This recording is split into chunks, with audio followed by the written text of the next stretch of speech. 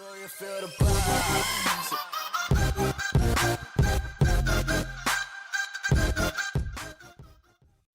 What's up, YouTube? It's Carolina Calvin coming back to you with another video. Welcome to my review of Star Wars: The Rise of Skywalker.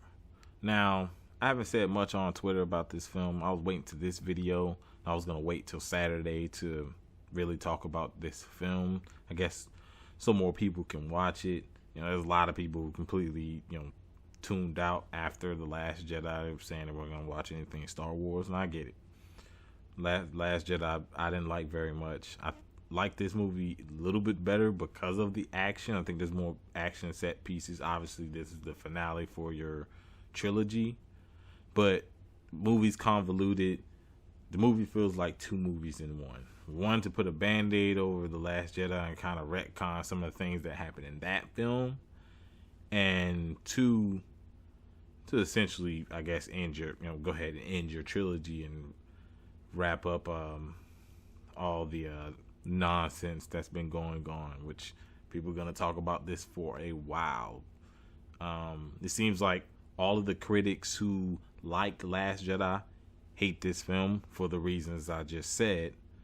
But I'm going to talk about spoilers, get into things I did like. If I leave something out, I apologize. I'm trying to remember as much as I can. There's a lot that went on in this film. Now, from a aesthetic standpoint, CG, of course they use a lot of practical effects. The way some of the aliens looked, the action set pieces, the action itself, the lightsaber duels and stuff. Those are great. Those look great. Of course, John Williams comes back for the score. You knew this was gonna be good. You hear some memorable songs that, some memorable music that you've heard in some of the past Star Wars films. So you know that's going to be good in that regard. But at this point, you expect that to be good. You got John Williams. You expect that to be good. Visually, with the money being thrown at this film, it's Disney money. It's a huge money maker for them. You expect for it to look good. Getting into some of the characters, I thought Rey, she was all right. Poe and Finn, I think they do a good job, but it just feels like their character, so much is left out for those two characters where they really didn't get a chance to really show it off in this trilogy. Finn had a really good start, ex-Stormtrooper. Apparently, is he force sensitive in this film? Is that what he wanted to tell Rey? Is that why he was able to, I guess, have that feeling? And there's something he senses at the end of the movie, which I will get into. But what is the guy force sensitive? You don't even know. And I felt as though he was so wasted in The Last Jedi, where Rose Tico was, which, by the way, speaking of Rose Tico, she's pretty much a glorified extra in this film. She doesn't get that many lines of dialogue. And that's clearly one of those band-aids where fans didn't really like the character. I personally didn't like the character. Nothing against the actress herself. So before people say, oh, you're just one of those guys, man, I don't know that chick, man. I'm just watching the movie. I'm just going to tell you what I don't like in the fucking movie. Clown. That's one of the characters I didn't like. But she, like I said, she's barely in the film, and like I said, that's clearly to appease some of the people who didn't like that aspect of The Last Jedi. There's a lot of other things that got retconned. Now, these are your main characters. The first half of the movie is about 2 hours, 20 minutes, something like a little bit over, is kind of showing, okay, yeah, these guys are a group, they're a team. We want to kind of show off the camaraderie, but it just feels like something that should have happened in the last movie, and it works to a degree, but it doesn't work as well, seeing as it's like pretty much the finale. You just get that when you watch it. It's like, okay, we know that we know that because that there's a year between Last Jedi and the Rise of Skywalker. Obviously, they spent some time together, but it just feels like they're rushing it to show that they're a team. It's rushed like a lot of things in this film. Literally, the first part of the film is a bunch of fetch quests. They found out about the well, of course, the Emperor came back. That's not a damn spoiler. Kylo Ren goes to see him. Apparently, you need some device to go to Exegol, which is in the unknown regions. That's 2 devices. So first, when you first see Poe and Finn, they learn about a spy in the First Order. Now, who is the most prominent First Order character in these films? General Hux. So you could probably already guess it's him. They're not just gonna make it some random guy. So you could already guess it's him. Okay. But it's the worst kind of, like, this first hour of the movie. It's the worst kind of RPG open world game fetch quests. They go to some festival on some planet. What was the name of the damn planet? I don't even remember. They go to this planet and they're looking for a dagger. They find a dagger. It's in the ancient Sith language, so they're not able to freaking read it. So they need C-3PO to read it, but he can't. His programmer forbids him from translating it. Okay, so they got to find someone who, and if once he does translate it, it erases his memory. And you get a scene here. With like I said, I'm skipping around. I'm missing some things, but just getting the main things out. Where C-3PO is willing to sacrifice his memory, decades of memory, to help his friends. Quote, the motherfuckers not his friends. The way they treated him in that scene, they not his friends. Now, I'm not the biggest fan of C-3PO, but he is an OG. And he was like, if I got to do this for my friends, I do what I got to do. And C-3PO is known to be a coward. Even as a droid, he's a coward. Always ready to run from a situation, ready to find a way out of a situation. And he was willing to sacrifice his memories to help them pretty much end this war. And they treat it as like a joke. It's kind of what the original trilogy, how they treated C-3PO. But back then, it was actually funny, because a lot of it was like Han and Chewie doing it. It was funny then. Here, it just seemed kind of lame. It's like, you're not going to give him some kind of respect? You're not going to give an OG character like that some kind of respect? Just a little bit. Just a little bit of respect. Nope. It was treated as a joke. So, he loses his memories, then he gets them back later. Just like when I talk about the planet where they actually found the dagger. Apparently, Chewie gets kidnapped. And Rey kind of, because Kylo Ren comes down. If you see the trailer where she does the thing where she jumps in, like the TIE fighter, which, by the way, why doesn't he just shoot at her? Whatever.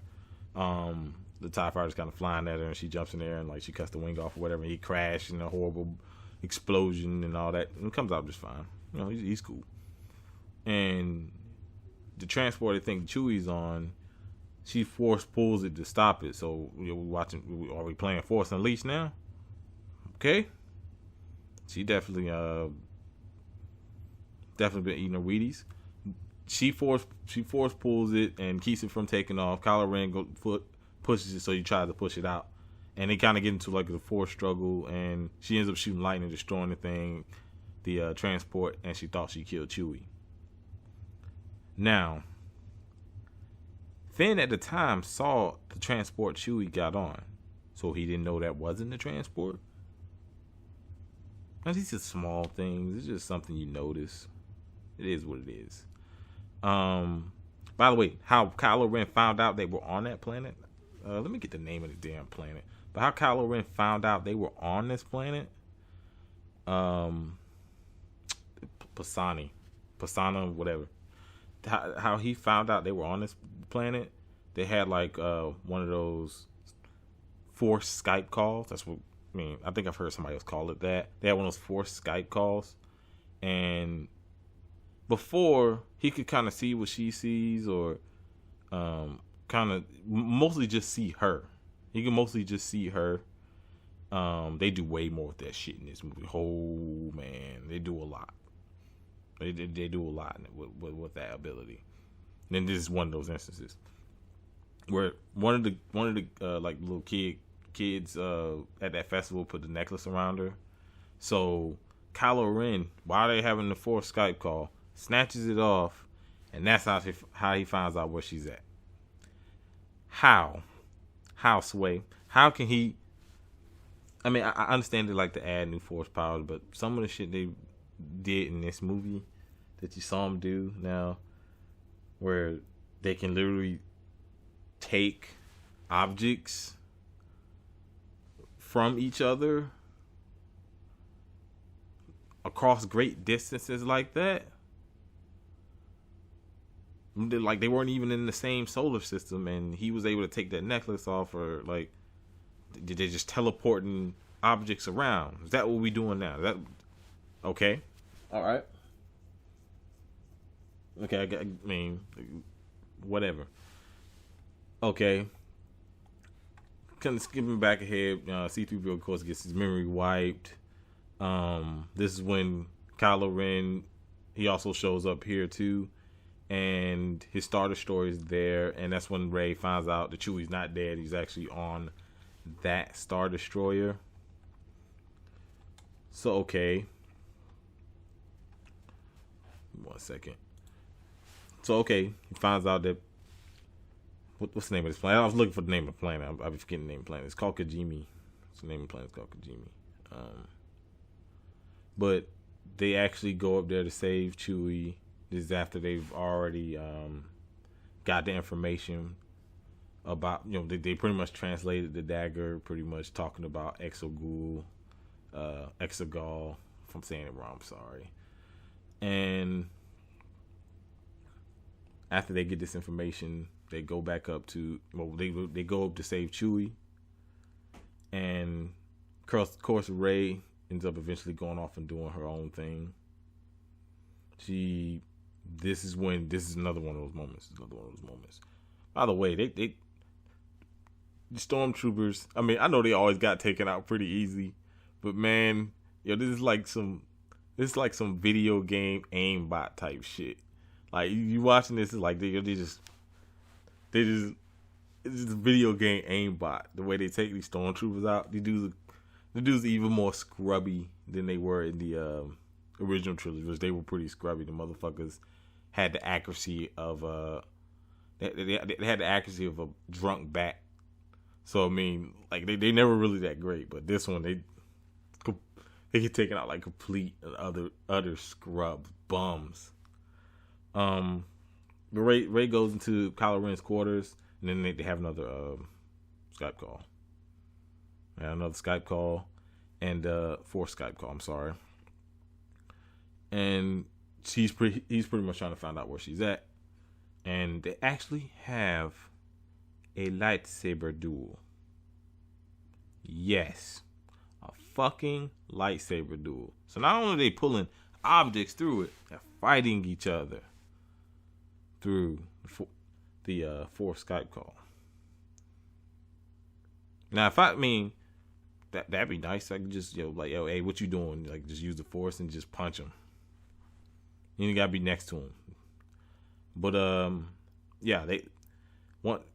Kylo Ren ends up finding out where, because he went down to Kijimi looking for them, but they find out they're there. But once they destroy the statue of Vader, he finds out where she's at. He goes back up there, and of course they save Chewie. This when you find out General Hux is the spy. They're about to get executed. By the way, they're taking these guys out video game fashion or whatever. But They get caught again. General Hux pretty much saves him, says he's the spy, and the whole reason he helped them out was because he don't like Kylo Ren. Which we already guessed you were the spy anyway, bruh. Then after that, they escape. Kylo Ren and Rey kind of confront each other again. This is after he comes back up, and he pretty much tells her about. Well, the whole time when they were having when they were talking to each other through the Force, he was kind of talking about, you don't know who you are and blah blah blah. And give me a second. Okay, yeah, this is when, you know, as they're talking, whatever, talking about join me. And, by the way, he gets his helmet back in this film. If I didn't already say that, I'm pretty sure I didn't, but he does get his helmet back. And after the conversation, she eventually just leaves. I don't remember everything he even said in the conversation, man. I just know that he was pretty much trying to get her to join him. Okay, and when the Falcon turns around, and what I don't understand is the energy field. It's like the Falcon's outside the energy field, so like the energy field is supposed to protect from like the from vacuum of space or whatever, which they weren't in the vacuum of space, but it's supposed to protect from that. And somehow they were able to blast enough energy, wave of energy that would win that was not everybody back. But I thought that's supposed to protect from shit like. See, okay, that's just a small thing. I'm sorry, but you guys know what I'm talking about if you've seen the film. Man, oh my God, please help me get through this. Okay, yeah, she leaves. That's when, of course, they found out where they had to go from the dagger. So they go back to Endor. Apparently, they had water. I mentioned that earlier, but this is where Crash Death Star 2's at, and they used, apparently the dagger had another thing where they could find out exactly where the what's the name of the damn device? Some kind of thing that allows them to navigate to Exegol. But by the way, why would the Emperor? Why would the Emperor even have something like that? Telling, why would there be exactly two of them, and why would we have something like that telling them exactly where to go to get there or whatever? I mean, who made that? Okay, but they go to Endor and they find the crashed Death Star, and Rey they said wait a day or whatever till the tides went down. Rey said fuck all that, I'm going anyway. I'm gonna go find it. We got to take out the Emperor. We got to end this war or whatever. She doesn't say that, but it's pretty much her whole thought process, and she's pretty much rushing to do everything in this film. Okay, so she goes over there, and you see kind of the throne room. You know, I guess use some nostalgia, whatever. A lot of nostalgia in this film. There's some bunch of nostalgia that I don't even really mention. I haven't even mentioned yet. But she goes to the throne room. She finds another room. She sees the device just kind of like hanging there in like perfect condition. Yeah. And like, what was it doing there? Why would the Emperor keep something like that around? Why would he even want anyone to know where he's at? Okay. Then she has a vision of like her dark side, like I guess evil version of her. And then Kylo Ren shows up. He destroys the device.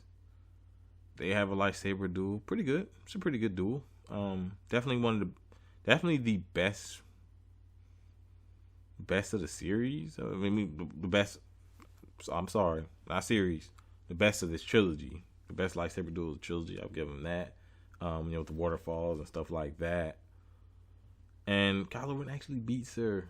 Can you believe that shit? She actually loses a fight. Then this is where we get to Leia. Now, if I didn't already say, Leia, after episode 6, she trained with Luke. So that explains how she's able to do the Mary Poppins thing. And a lot of the scenes with Leia, I mean, unfortunately, Carrie Fisher died, so really can't really blame them for what they did. Really didn't. It was gonna be really hard to do much with her in this film. They even did the de-aging stuff. They've seen them talking about. You saw her kind of training with Luke. But I guess she knew what she had to do. That they actually say that, and she reaches out to Kylo Ren. She says, "Ben." He pauses, so he won't kill Rey because he like had her right there. He pauses. She picks up his lightsaber. She stabs him in the stomach, and then Leia like dies right after that. Then Rey felt, I guess, Leia die, and then she uses healing to heal this man from pretty much certain death. He was pretty much dying. And she pretty much heals him right back to full health. I've seen plenty of motherfuckers get stabbed. Like, what's the deal? Obi-Wan could have saved Qui-Gon Jinn, bruh. Come on now. Like, how many Jedi could have been saved if the motherfuckers just knew about the Force healing? I mean, but they just... when you're just not Rey, that's the problem. You ain't Rey. That's why you couldn't do it. But after that, she takes his ship because his ship has the only working device that'll allow you to travel to Exegol. She pretty much takes his ship and goes back to Octu, which is where Luke was during The Last Jedi.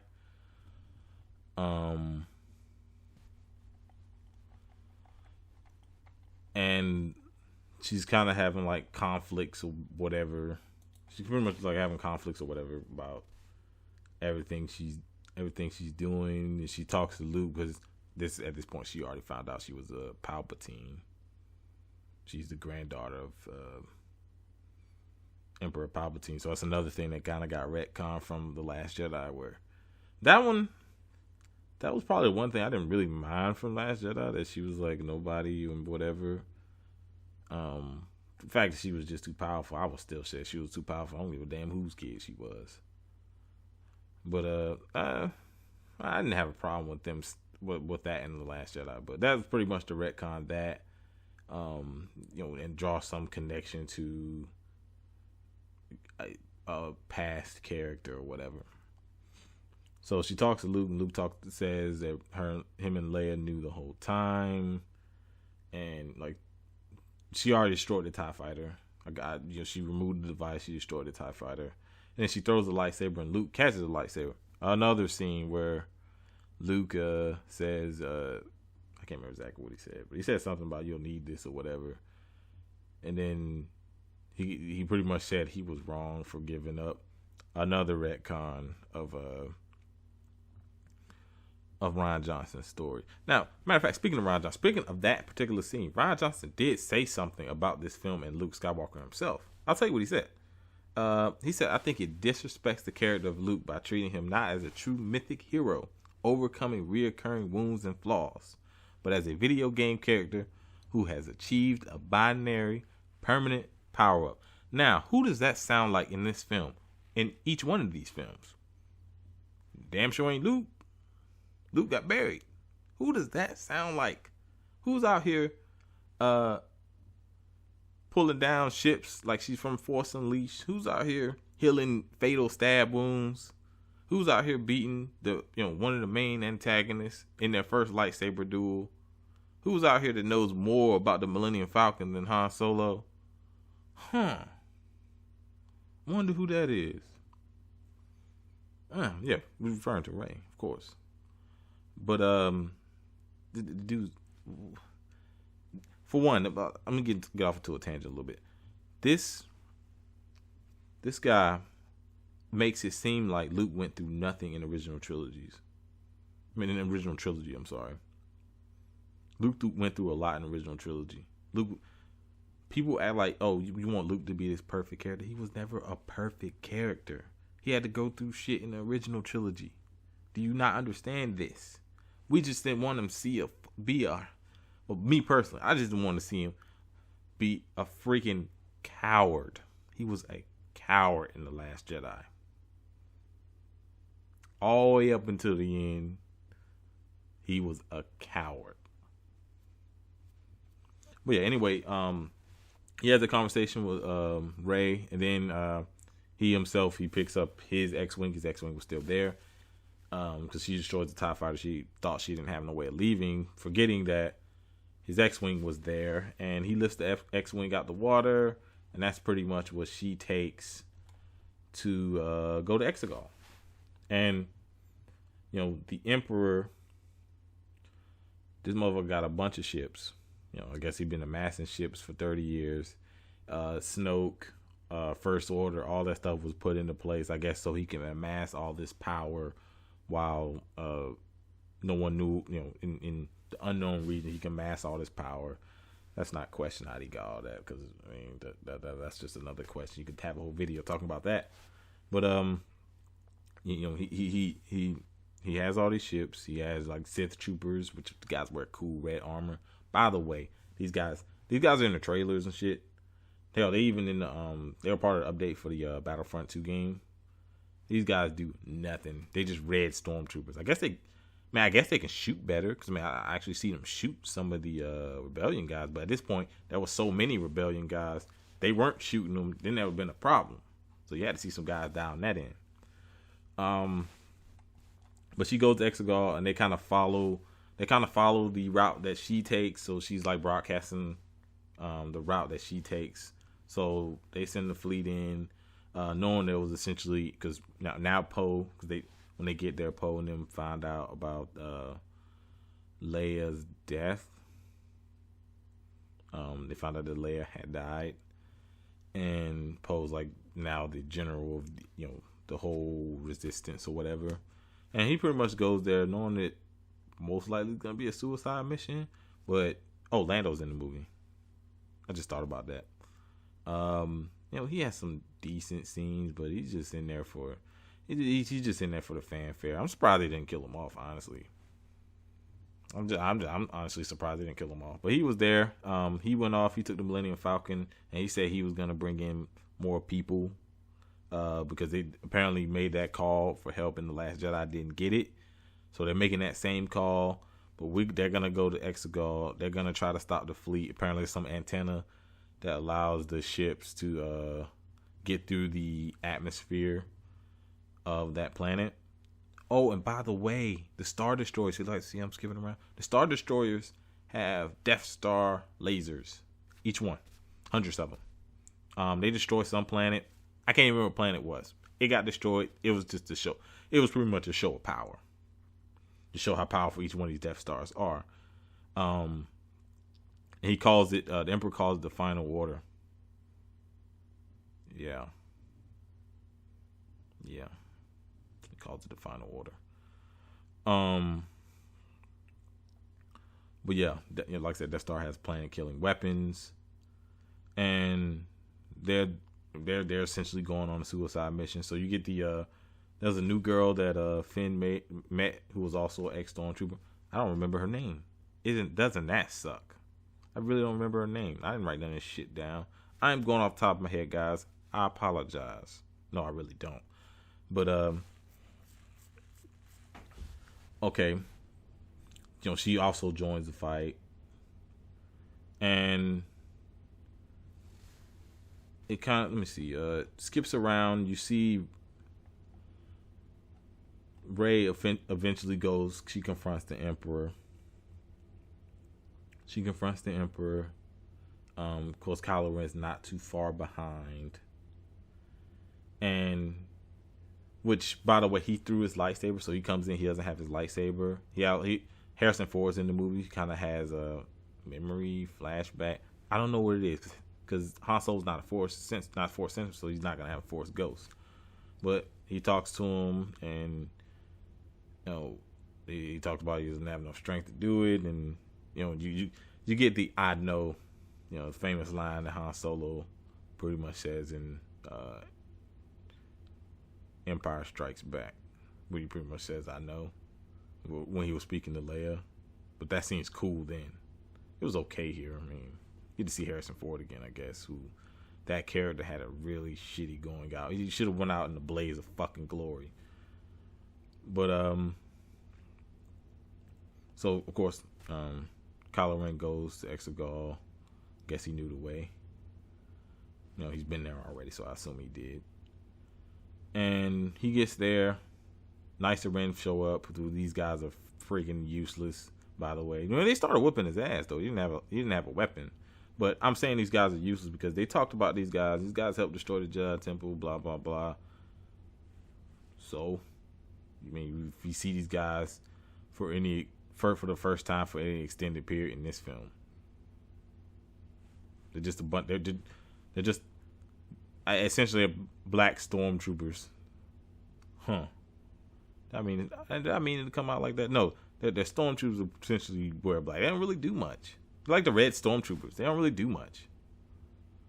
But they start whooping Kylo Ren's ass, and then Rey finds Rey for a Skype call, and she because she has Anakin's lightsaber and she has Leia's lightsaber. Because Leia hid one of her lightsabers. Well, Luke kept it, and of course he gave it to Rey, and Rey gives Kylo Ren Anakin's lightsaber, pretty much teleporting it to him.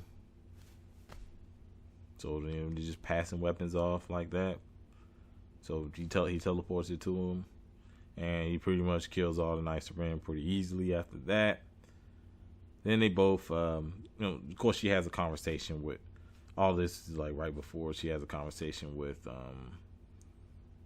before all that, she has a conversation with the Emperor, and he pretty much talks about, he shows all, your friends are going to get wiped out, blah, blah, blah, Return of Jedi crap, man. It's just like Return of Jedi. So if you strike me down now, then you can stop it. You can become the new Empress or whatever. Then he talks about, of course, it's heritage, you're a Palpatine, blah, blah, blah. And she's about to do it to save her friends, and that's when the Kylo Ren thing happened that I just talked about. I said I was going to skip around. Then, of course, Kylo Ren shows up. So when he shows up, they're ready to fight. Really thought, yeah, they're about to fight. Oh, as a matter of fact, before I get to that, he mentioned, you strike me down, my essence will pass to you or whatever. Is that what happened after you were killed, blown up on a Death Star? Then why are you in this why are you in this metal contraption if your essence passed off to someone else? Shouldn't you be in like a rejuvenated body or something? How's this working? Because we saw you blow up in the reactor. So what's going on?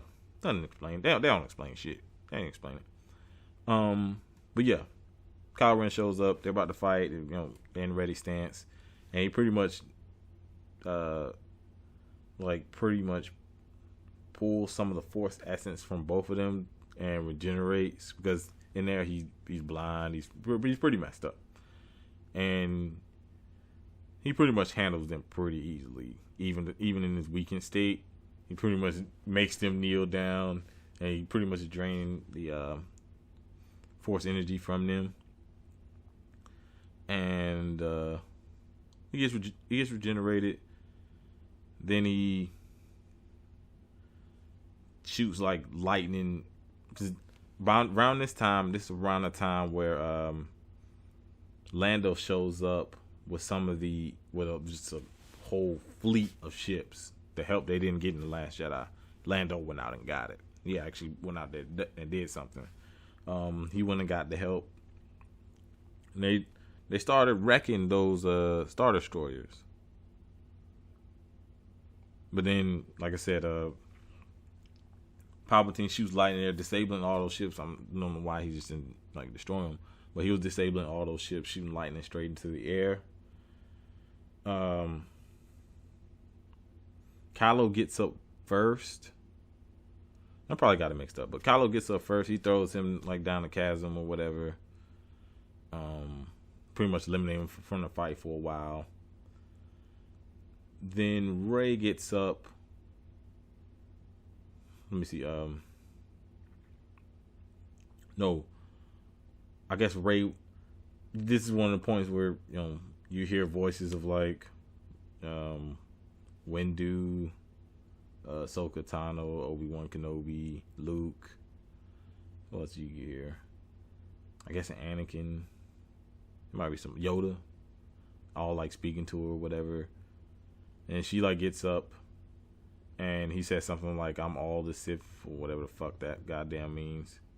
And then she says, "I'm all the Jedi." Okay. Then he shoots lightning at her and she blocks it back with one saber. And then, around the time when she says, "I'm all the Jedi," she grabs the other saber and she blocks it with two sabers now. Mind you, this man just shot lightning powerful enough to disable hundreds of ships in the sky. But she blocks it back. He gets disintegrated. Okay, now, here's another thing. If when he died, his essence passes over, he can pass his essence over to someone, why didn't he do it then? What was the difference with her killing him earlier than her killing him now? Why didn't his essence pass to her? If that was the case. The world will never know. I'll probably explain some book that I won't read. Let me see. Then you after that happens, Rey dies or whatever. Whew, we had to end this shit, boy. 30-some minutes I've been talking. But Rey dies. Kylo Ren pulls himself up from being force pushed down the hole or whatever. He uses that force ability that Rey used earlier to save him, where he pretty much sacrifices himself to save Rey. Cause Rey was dead, and this is that moment where Finn gets that feeling. He's like, "Oh, Rey's dead." How'd you know, nigga? Is you force sensitive too? Like, I guess he was. I mean, that's what JJ was implying. Because how would he know? But Kylo Ren saves her. They have one of the most awkward kisses I've seen in a while in a film. It's pretty awkward. And their relationship never seemed like, I guess, romantic in that way. And even as like violently romantic, whatever. It never, if that makes any fucking sense. But it never seemed like that. And they had the awkward kiss. He dies. He comes, he disappears. As so apparently he was redeemed when he saved her. And he decided to turn back to the light and whatever. And there you go. Kylo Ren's dead. So, last of the Skywalkers or whatever. Then after that, skip ahead. You see, to go to Tatooine. He has both Leia and Anakin's lightsaber, and she goes to Luke's old home. Mind you, this is the place that he wanted to get away from. Screw that place. And Leia has no connection there. But he goes there. She she pushes the lightsaber down in the dirt, the sand, whatever, and some creature or person or whatever comes to talk to her, asks who she is, and she pretty much says she's no one's been here in a while. She pretty much tells her she's Rey Skywalker. I guess that's why it's called Rise of Skywalker. Trash, man. And after that, you see Luke and Leia's Force ghosts in the background. Fucking movie over. Roll credits. Get this shit out of here. Now I'm talking 30-something minutes. I'm about tired of talking. You see, I'll talk about this. This movie, let's talk about the end. Mainly the Palpatine stuff. Palpatine even being back cheapens Return of the Jedi. It cheapens Vader's sacrifice. It cheapens that whole scene. So Vader was sacrificed for nothing, just so Rey can do it later. So Rey is the true hero now, not Vader, who saved his son by redeeming himself from the evil tyrant who pretty much destroyed his life. Nope, it was Rey. Rey did it. So thanks for diminishing probably one of the most epic moments, or the biggest moment in your IP's history, referring to Vader sacrificing himself, throwing Emperor Palpatine down into the reactor. Instead of just doing something else, bringing in a different villain, you bring that one in.